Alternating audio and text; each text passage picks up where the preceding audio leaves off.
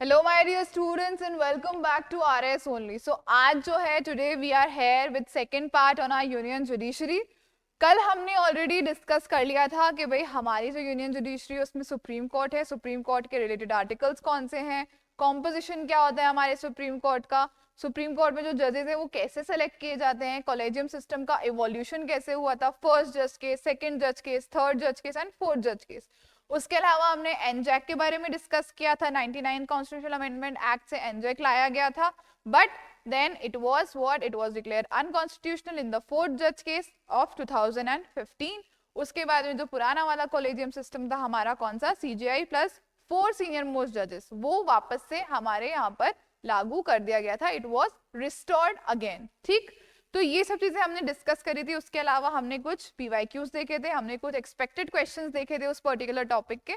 आज हम उसी टॉपिक को कंटिन्यू करने वाले हैं। We will be seeing the jurisdiction of the home of the supreme court.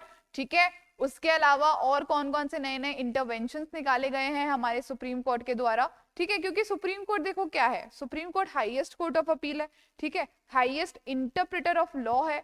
तो the supreme court has a lot of responsibility and it has to act responsibly. और उसके लिए from time to time supreme court comes with certain innovations as well. तो वो सब चीजें हम लोग आज डिस्कस करने वाले हैं। At the end of the video we will be seeing the PYQs, we will be seeing the expected questions as well related to this particular topic। ठीक है, इंडियन पॉलिटी से eventually we will go to Rajasthan polity as well. सब कुछ हम लोग cover करेंगे, सो वो आप लोगों का टेंशन बिल्कुल भी नहीं है। अब सबसे मेन बात हम लोग कर लेते हैं, अगर आपको कोई भी दिक्कत आ रही है किस चीज के अंदर, पीडीएफ नहीं मिल रही मैडम हमें तो समझ ही नहीं आ रहा क्लासेस का सीक्वेंस क्या है कैसे है, कुछ आपको नहीं करना है। आरएस ओनली का ऐप डाउनलोड कर लो अपने मोबाइल में, एप्पल स्टोर और प्ले स्टोर दोनों के ऊपर अवेलेबल है। प्री क्लासेस सेक्शन में क्लास भी मिल जाएगी, क्लास के साथ में अटैच्ड उसका पीडीएफ मिल जाएगा, उसके साथ में अटैच्ड एक्स्ट्रा क्विज भी मिल जाएगा, सो दैट आपकी डबल प्रैक्टिस हो सके। उसके अलावा ऐप के अंदर तो बहुत सारी चीजें हैं, आरएस का गाइडेंस पूरा पड़ा हुआ है वहां पर, मटेरियल है वहां पर, करंट अफेयर्स आपको मिल जाएंगे, आपको वहां पर प्रीवियस ईयर क्वेश्चन पेपर्स मिल जाएंगे। So there is lot of things on the app, तो आप वो ऐप जाकर डाउनलोड कर सकते हो। दूसरी चीज, वो बहुत इंपॉर्टेंट चीज ये है कि भाई ट्रेंड चेंज हो रहा है, ट्रेंड चेंज हो रहा है, क्या चेंज है ट्रेंड में, कौन हमें बताएगा, कैसे पढ़ाई करनी है अब। तो उस चीज के लिए we are organising a seminar on 8th of February। ठीक है, 8th of February संडे को 11 बजे आरएस ओनली के सेंटर पे हम एक सेमिनार ऑर्गेनाइज कर रहे हैं, जिसमें हमारे टॉपर्स भी आ रहे हैं। Rank 13 Madan Lal Delu ji, he is also coming, so he will be sharing his insights, और आरएस को पूरा डिकोड करके रख देंगे हम आप लोगों के सामने। इनके साथ साथ और जो आरएस ऑफिसर्स और आईएएस ऑफिसर्स ऑलरेडी सर्विसेज में हैं या सर्विसेज से रिटायर हो चुके हैं, they will also be sharing their insights with you people, so it will be a very helpful and educative seminar for you people, so do register yourself today itself। और आने की 110% कोशिश करो, क्योंकि यहाँ पर जो बच्चा आएगा वो कुछ ना कुछ अच्छा सीख कर जाएगा। ठीक, ये हो गई हमारी दो बातें। अब हम स्टार्ट करते हैं हमारे आज के टॉपिक के साथ में। ठीक है, अब सबसे पहले हम लोग देखेंगे, हमने सब चीजें देख ली, जजेस कैसे अपॉइंट होते हैं, किस तरीके से उनका प्रोसीजर होता है, कॉलेजियम सिस्टम होता है। Now we come towards the removal of जजेस। ठीक है, रिमूवल ऑफ जजेस को हम क्या कहते हैं, इम्पीचमेंट। क्या कहते हैं, वी कॉल इट इम्पीचमेंट। ठीक है, इम्पीचमेंट का क्या प्रोसेस होता है, सबसे पहले ये जान लो कि जजेस को किस बेनाम पे रिमूव किया जा सकता है, only on one ground which is given, that is proved misbehaviour और इनकैपेसिटी। ठीक है, क्या ग्राउंड दिया हुआ है रिमूवल ऑफ जजेस ऑफ सुप्रीम कोर्ट का, दैट इज प्रूव्ड मिसबिहेवियर और इनकैपेसिटी। ठीक है, अब ये क्या एक्शंस जो है वो प्रूव्ड मिसबिहेवियर होते हैं, क्या एक्शंस इनकैपेसिटी होते हैं, वो कहीं पर भी मेंशन नहीं है, कहीं पर भी एक्सप्लेन नहीं है। ठीक है, it is what, it is open to interpretations, it is what, open to interpretations, right? Now procedure of impeachment कहाँ mentioned है, आपके आर्टिकल 124 के तहत mentioned है। अब प्रोसेस क्या होता है impeachment का, देखो सबसे पहले impeachment का अगर मोशन चलाना है, इधर इन लोकसभा और इन राज्यसभा दोनों में चल सकता है। ठीक है, पहली चीज, लोकसभा में अगर चलाना है तो 100 मेंबर्स से साइन किया हुआ मोशन होना चाहिए। ठीक है, 100 मेंबर्स के द्वारा साइन किया गया मोशन होना चाहिए, और अगर राज्यसभा में चलाना है तो 50 मेंबर्स के द्वारा साइन किया गया मोशन आपका होना चाहिए, ठीक है। 100 members in Lok Sabha and 50 members in your Rajya Sabha, ठीक। 50 लोगों ने या 100 लोगों ने मोशन साइन करके और सबमिट कर दिया किसको, the presiding officer, speaker in Lok Sabha और चेयरमैन इन द राज्यसभा। फिर ये जो स्पीकर या चेयरमैन है ये क्या करेंगे, ये एक इंक्वायरी कमेटी बिठाएंगे। क्या बनाएंगे, एक इंक्वायरी कमेटी, ठीक है। ये इंक्वायरी कमेटी में कौन कौन होगा आपका, एक तो सुप्रीम कोर्ट जज, then one will be your whom, high court जज, कोई से भी हाई कोर्ट का, and the other one will be your whom, a distinguished jurist, an eminent jurist, ठीक। जैसे ही स्पीकर के पास में ये मोशन जाएगा या चेयरमैन के पास में ये मोशन जाएगा, तो स्पीकर या चेयरमैन 3 लोगों की कमिटी जो है वो कॉन्स्टिट्यूट करेंगे, ठीक है। फर्स्ट सुप्रीम कोर्ट जज, हाई कोर्ट जज एंड द एमिनेंट जूरिस्ट। ये 3 लोग उस पर्टिकुलर मैटर को अच्छे से इंक्वायर करेंगे, अच्छे से इन्वेस्टिगेट करेंगे, ठीक है। एंड देन वो अपनी रिपोर्ट पेश करेंगे किसको, they will be presenting their report again to the speaker और द चेयरमैन, ठीक। स्पीकर या चेयरमैन को वो पास करेंगे, फिर द स्पीकर और the chairman it will presented in front of the house, ठीक है।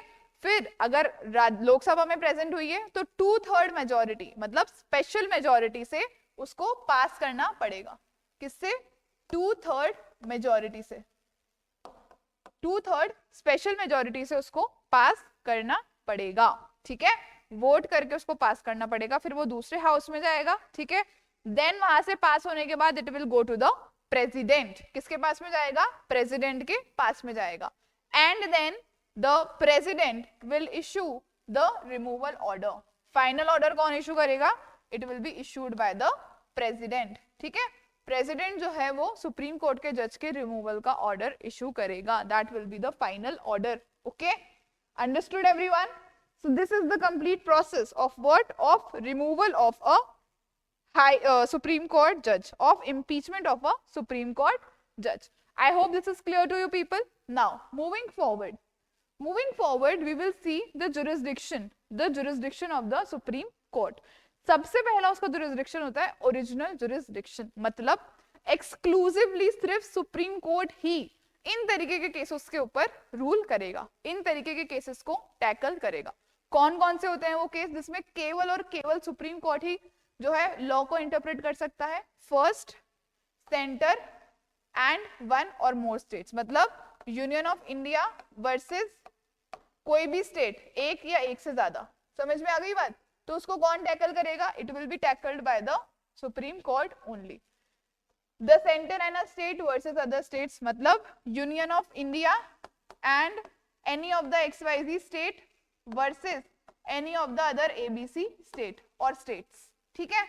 2 और मोर स्टेट्स, मतलब एक स्टेट वर्सेस दूसरी स्टेट, जैसे राजस्थान वर्सेस उत्तर प्रदेश। अगर इसके कोई क्लैशेस होते हैं इन 2 स्टेट्स के बीच में, तो उन केसेस को कौन डील करेगा डायरेक्टली, आपका सुप्रीम कोर्ट डील करेगा।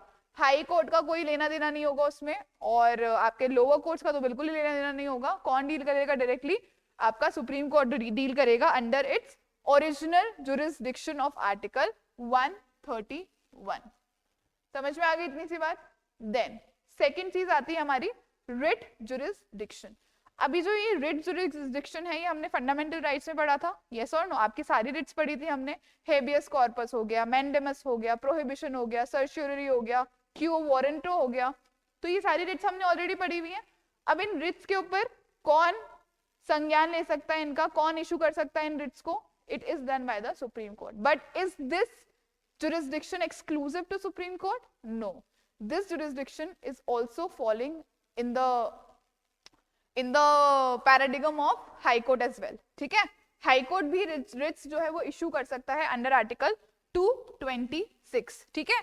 तो original jurisdiction exclusively to Supreme Court. Writ jurisdiction is not exclusive, but the Supreme Court is what? Guarantor of what? Fundamental rights, and it can issue the 5 said writs जो हम already discuss कर चुके हैं, ठीक है। Now आगे चलते हैं हम, ये तो हो गए हमारे दो बात। Then comes your appellate and advisory jurisdiction, ठीक है। सबसे पहले हम लोग जानेंगे कि appellate jurisdiction, हमने देखा था कि सुप्रीम कोर्ट क्या है? हाईएस्ट कोर्ट ऑफ अपील है। इसके नीचे कौन है? हाई कोर्ट है, और इसके नीचे क्या है? लोअर कोर्ट्स है। यहाँ से यहाँ, यहाँ से यहाँ कोई भी इंसान जो है वो अपील कर सकता है, ठीक है। तो ये जो ये सुप्रीम कोर्ट है, ये क्या है? Highest court of appeal. फिर इसका जो डिसीजन है वो क्या है? वो है final, final and what? Final and binding, ठीक। So the decision of the Supreme Court is what? Final and binding. उसके अलावा there is also a provision of what? Special leave petition. Okay? जो ये special leave petition होती है, ये कोई भी अगर critical judgment है, कोई भी critical case है, तो Supreme Court can what? The Supreme Court can ask the lower courts to what? To give that particular case to the Supreme Court itself, और वो Supreme Court फिर उसके ऊपर अपने आप judgment देता है, ठीक है। डिस्क्रिशनरी पावर है, grant to leave to appeal from any judgment of any court और tribunal in India, but it has an exception of what? Military tribunals. Military tribunals से इस तरीके के जजमेंट्स नहीं ले सकता है सुप्रीम कोर्ट, ठीक है। Then comes your advisory jurisdiction, जिसकी हमने पहले भी बात करी है, आर्टिकल 143, ठीक है। प्रेसिडेंट जो है, प्रेसिडेंट सुप्रीम कोर्ट की एडवाइस सीक कर सकता है on matters of what? On matters of law और फैक्ट ऑफ पब्लिक इंपॉर्टेंस। कोई भी मैटर है लॉ का या फिर पब्लिक इंपॉर्टेंस का कोई फैक्ट है, उसके ऊपर the president can seek supreme courts what? Opinion. उसके अलावा जो प्री कॉन्स्टिट्यूशनल ट्रीटीज या अग्रीमेंट्स हैं, उनके ऊपर भी सुप्रीम कोर्ट का ओपिनियन प्रेसिडेंट सीक कर सकता है। So this is what? Article 143। अब इसके तहत अभी recently the president it asked what? 14 points का question, 14 points question on what? Your governor of Tamil Nadu versus state of Tamil Nadu case. आपके RAS के मेंस के अंदर आया था ये क्वेश्चन, फेडरलिज्म से रिलेटेड, गवर्नर ऑफ तमिलनाडु और स्टेट ऑफ तमिलनाडु का, आर्टिकल 200 और 201 को संज्ञान में रखते हुए, यस और नो। सो यहाँ से 14 पॉइंट्स का क्वेश्चन पूछा प्रेसिडेंट ने, किससे? सुप्रीम कोर्ट से, ठीक है। तो I was just giving an example, under which article? Under the powers of article 143, ठीक है। समझ में आ गई बात? नाउ अब the supreme court may refuse to give an opinion on the first category but must on the second one. मतलब इस category में एक बार के लिए सुप्रीम कोर्ट जो है वो ओपिनियन देने से मना कर सकता है, ठीक है। लेकिन जो सेकंड कैटेगरी है प्री कॉन्स्टिट्यूशनल ट्रीटीज वाली, उसके अंदर the supreme court the supreme court has to give an opinion, and opinions are not binding on the president. मतलब सिर्फ ओपिनियन व्यूज ले रहे हैं, it has no concurrence on the president, concurrence नहीं है प्रेसिडेंट के ऊपर, बाइंडिंग नहीं है ये लॉस प्रेसिडेंट के ऊपर, ये व्यूज प्रेसिडेंट के ऊपर, ठीक। इतनी बात समझ में आ गई? नाउ उसके अलावा सुप्रीम कोर्ट क्या है? It is a court of record. Court of record मतलब सुप्रीम कोर्ट के जो भी जजमेंट्स होते हैं उनको रिकॉर्ड करके रखा जाता है, ठीक है। उस तरीके के केसेस अगर पूरे इंडिया के किसी भी कोर्ट के अंदर आते हैं तो उन सुप्रीम कोर्ट जजेस को कोर्ट करके डिसीजन दिया जा सकता है, उनको क्या देख के? एक इंस्पिरेशन लेके उनसे डिसीजन दिया जा सकता है। इसलिए सुप्रीम कोर्ट को क्या कहते हैं हम? कोर्ट ऑफ रिकॉर्ड कहते हैं हम, ठीक है। The supreme court judgments are recorded for perpetual memory and serve as legal precedents, ठीक है। It can punish for its own contempt. समझ में आ गई बात? तो सुप्रीम कोर्ट के जो भी डिसीजंस होते हैं, जजमेंट्स होते हैं, उनको रिकॉर्ड करके रखा जाता है और उनको एज प्रेसिडेंट्स यूज किया जाता है अगर फ्यूचर में इस तरीके के कोई भी केसेस आते हैं तो, ऑल ओवर इंडिया, ठीक। समझ में आ गई बात? नाउ सेकेंड चीज क्या है? आर्टिकल 141 के तहत जो भी लॉ डिक्लेयर करता है supreme court, it is binding on all courts with in India. India में जितने भी कोर्ट्स हैं सबके ऊपर वो बाइंड करेगा, ठीक है। 141 आर्टिकल ये कहता है। Then comes your two very important doctrines, that is of judicial review and basic structure. Judicial review क्या है? It is the power of the judiciary to examine that जो भी लॉज या पॉलिसीज कौन बना रहा है, हमारे लेजिस्लेचर और एग्जीक्यूटिव्स बना रहे हैं, वो लॉज और policies as per the constitution है या नहीं है। और अगर वो कॉन्स्टिट्यूशन को वायलेट कर रही हैं तो उन पर्टिकुलर लॉज, पॉलिसीज या उन पर्टिकुलर क्लॉजेस को सुप्रीम कोर्ट क्या डिक्लेयर कर सकता है? अनकॉन्स्टिट्यूशनल और वॉइड डिक्लेयर कर सकता है, ठीक है। So the power to examine the constitutionality और of legislative and executive actions, ठीक। So the supreme court has power to declare them unconstitutional. दूसरा, basic structure. Judicial review is what? It is a basic structure of the constitution. किसमें बोला गया था? Minerva mills का जो case हुआ था 1980 के अंदर, उसमें बोला गया था। बेसिक फीचर मतलब सब चीजें अमेंड हो सकती हैं लेकिन बेसिक फीचर अमेंड नहीं हो सकता। केशवानंद भारती केस ऑफ 1973, ठीक है। तो जुडिशियल रिव्यू को अमेंड नहीं किया जा सकता। क्यों? क्योंकि वो क्या है? बेसिक स्ट्रक्चर है। और अगर कोई भी लॉ ऐसा आएगा, पॉलिसी ऐसी आएगी, कोई एक्शन, एग्जीक्यूटिव एक्शन ऐसा होगा जो कॉन्स्टिट्यूशन के खिलाफ है, अनकॉन्स्टिट्यूशनल है, तो उसको नलिफाई कर दिया जाएगा सुप्रीम कोर्ट के द्वारा, ठीक। आगे चलते हैं हम। Next we come upon the certain innovations by the supreme court, ठीक है। क्या है ये? इनोवेशंस है। सबसे पहला जुडिशियल एक्टिविज्म, ठीक है। जुडिशियल एक्टिविज्म क्या होता है? मतलब it is a proactive role where the judiciary forces other organs of the government to discharge their constitutional duties। जब लॉ साइलेंट हो जाता है, ठीक है, ठीक है, जब लेजिस्लेटिव ऑर्गन्स या एग्जीक्यूटिव ऑर्गन्स किसी भी पर्टिकुलर टॉपिक पे साइलेंट हो जाते हैं तो judiciary has to take a step to ensure what? To ensure justice, ठीक है। फॉर एग्जाम्पल, जब निर्भया केस हुआ था, ठीक है, तो इस तरीके के केसेस के लिए कोई बहुत स्पेसिफिक लॉ नहीं था, right. So the Supreme Court came up with certain guidelines, Vishakha guidelines. So it is what? It is an example of judicial activism to ensure what? To ensure justice. Okay. So this is what? This is judicial activism. जब judiciary actively क्या करती है? Participate करती है to ensure justice with the citizens when the other organs are not taking any action on it. ठीक है। दूसरा होता है आपका public interest litigation. Public interest litigation क्या होती है? एक लीगल एक्शन होता है, ठीक है, जो कि कोर्ट ऑफ लॉ के अंदर इनिशिएट किया जा सकता है for what? For protecting the rights of the people who are marginalised. जो लोग खुद के लिए आवाज नहीं उठा सकते उनके लिए आवाज उठाना, उनके हितों के लिए आवाज उठाना, और उसके लिए एक जो टूल है वो क्या है आपका? पब्लिक इंटरेस्ट लिटिगेशन, ठीक है। This is what? This is your PIL, okay. It is a legal action initiated in a court of law for the enforcement of public interest, ठीक है। पब्लिक इंटरेस्ट को एनफोर्स करने के लिए जो petition डाली जाती है उसको क्या बोलते हैं? पब्लिक इंटरेस्ट लिटिगेशन, ठीक। नाउ कहां से आया ये? Foundation was led by Indian justice VR Krishna Iyer and justice PN Bhagwati, ठीक है। जस्टिस PN भगवती और जस्टिस VR कृष्ण अय्यर ने इस पर्टिकुलर पब्लिक इंटरेस्ट लिटिगेशन की फाउंडेशन रखी थी। और आज आप देखोगे इंडिया में अगर कहीं पर भी कोई ऐसी चीज हो रही होती है जो कि लोगों के हित में नहीं है, which is against the public interest, so people they file a petition, they file a public interest litigation in the courts, okay. Now locus स्टैंडाई होती है इन PIL, the traditional rule of locus स्टैंडाई only by the aggrieved person is what? It is relaxed. मतलब जिसके साथ में गलत हुआ है सिर्फ वो ही जस्टिस सीक करेगा, नहीं, जिसके साथ में गलत हुआ है वो अगर इतना सक्षम नहीं है कि वो अपने आप के लिए जस्टिस मांग सके, तो जो इंसान सक्षम है, जैसे कि कोई सोशल वर्कर हो गया, ठीक है, जो सोशल सर्विसेज देता है, या फिर कोई और प्रोफेशनल हो गया, वो उसके लिए आवाज उठा सकता है, ठीक है। जो लोकस स्टैंडाई का जो कॉन्सेप्ट है वो यहाँ पर रिलैक्स कर दिया गया है।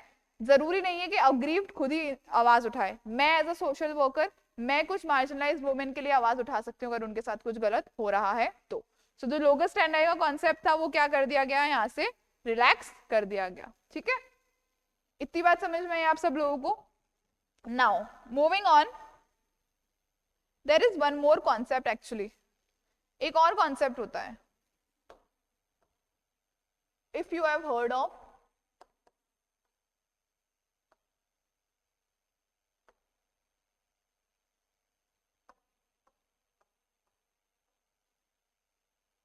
जुडिशियल एक्टिविज्म का नेगेटिव कॉनोटेशन होता है जुडिशियल ओवररीच। जब judiciary in the name of activism जो other organs of the government है उनका काम खुद करने लग जाए, मतलब खुद लॉ बनाने लग जाए किसी भी चीज के लिए, तो उसको क्या बोलते हैं हम, judicial overreach. And there is a very thin line between judicial activism and overreach. So the judiciary also has to what? Also has to ensure that it does not overreaches its jurisdiction. ठीक है? So ये concept था जो आपके exam में पूछा जा सकता है, तो आपको पता होना चाहिए। अब हम आगे चलते हैं, देख लेते हैं एक बार जो हमारे चीफ जस्टिस ऑफ इंडिया रहे हैं, ठीक है, क्योंकि इनके ऊपर भी क्वेश्चन आता है। लिस्ट देख लो, एच जे कानिया से स्टार्ट हो रही है, M Patanjali Shastri, Mehr Chand Mahajan, B K Mukherjee. ये क्रोनोलॉजी है ना, this chronology is important for you people, ठीक है। H J Kania, he was the first chief justice of India, and जो ए के गोपालन का केस था ना versus the state of Madras, इनके अंदर इन्होंने इस वाले केस के अंदर अपना जजमेंट डिलीवर किया था, ठीक है। So this is a list of the chronology of the chief justice of India. A K Sarkar, के सुब्बा राव, के एन वांशु, एम हिदायतुल्ला, ये क्रोनोलॉजी अक्सर आपके एग्जाम्स के अंदर पूछी जाती है, ठीक है। JC Shah, S M Sikri, A N Ray, M U Beg, Y V Chandrachud, then P N Bhagwati जिन्होंने PIL दी, right, R S Pathak, even ES Venkataramiah, then Sabyasachi Mukherjee, Ranganath Mishra, K N Singh, okay, MH Kania, Lalit Mohan Sharma. तो ये सारे जो देखो, सारे जो है ना आपके चीफ जस्टिस, और इनके कुछ रेलेवेंट फैक्ट्स इनके साथ में लिखे हुए हैं। सो ये सब चीजें आप लोग जो है अपने दिमाग में याद कर सकते हो, ठीक है, इसको आप लोगों को दिमाग में रखना है। Alright, so this is the list of your CJIs, okay, till present, आज तक। Who is the present CJI? It is Sanjeev Khanna, okay, and उससे पहले कौन थे? Justice DY Chandrachud. So this is your entire list of your chief justices of India. इसमें से आप लोगों को मेजर जो चीजें हैं वो याद रखनी है। आगे चलते हैं, हम कुछ प्रीवियस ईयर क्वेश्चंस देख लेते हैं, ठीक है। Just give me a second.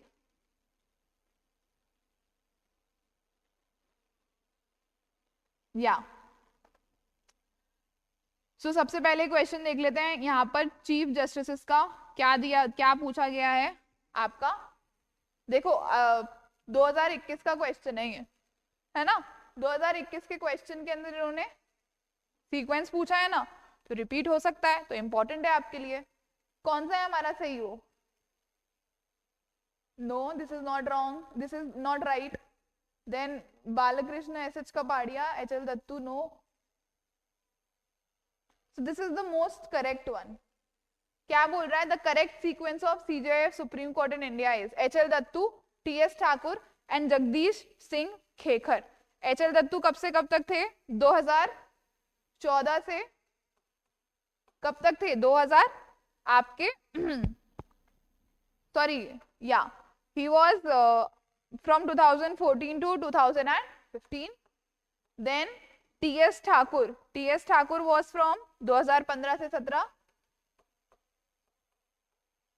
and then your Jagdish Singh Khekar, he was from 2017 January to 2017 August।